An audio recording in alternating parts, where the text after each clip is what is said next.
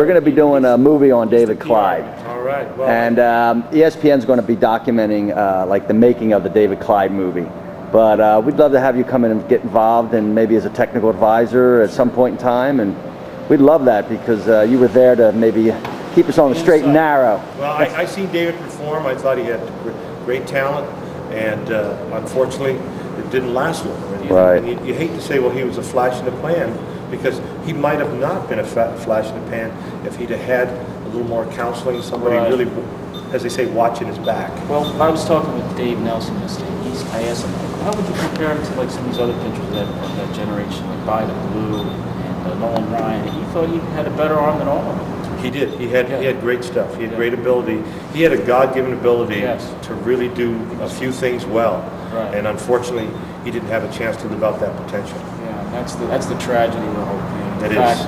that he doesn't even get a pension today, and baseball is virtually ignored.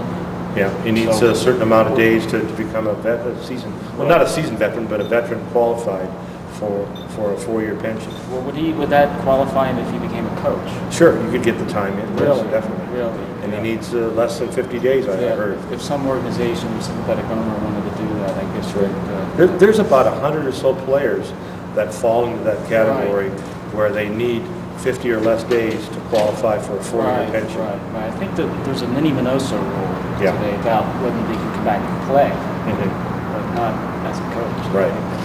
But you could get it. You could get the time as a coach. It would be great for David. It would be. Thank you.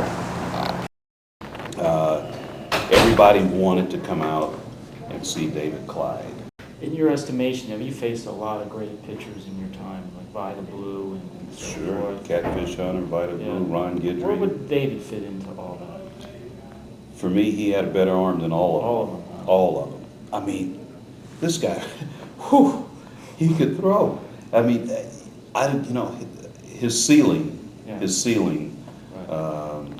was just way up there. But he just never got. Well, as high school coach, Roger Clemens came from the same conference, and so did Nolan Ryan, and he coached against both of them, and he said that David was heads above both of those guys at that level, at that age especially. Yeah, and it was like, I faced Nolan, who was a tough guy for me to hit. I mean, he had an outstanding fastball. David Clyde, facing Vida Blue, trying to compare a left-hander. Yes. Vida had that fastball that he'd come over the top, and then you see it, then all of a sudden go, whoom, just like that. Right, and it would rise away from him, Well, David was the same way. Yeah. And it had that little giddy up at the end, and it's just there. Then he had some movement on it, too, that was just unbelievable. I asked Wade how great David could have become and so forth, and what put it in his mind. He remembers that night at Fenway Park where David struck out 3 Hall of Famers 3 times each one game. Do you remember that night? You certainly, yeah. See if I got the hitters correctly.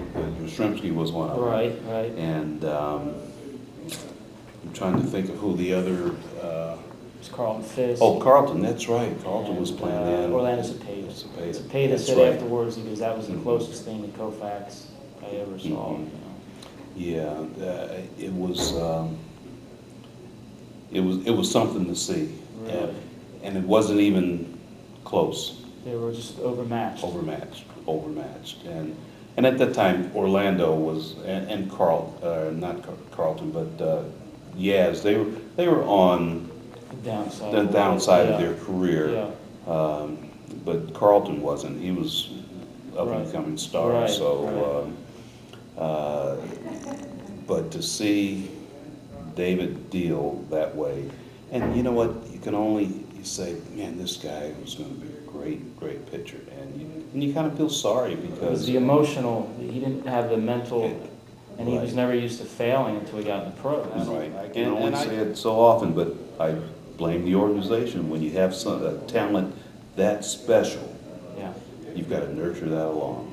Well, they just threw him out there, and it was, you're going to either be successful or you're going to sink. Right. And they didn't. There was no guidance one way or the other for him. Well, he's been largely ignored for all these years, and I think that we're trying to set up a night for him at Arlington Stadium, David Clyde night.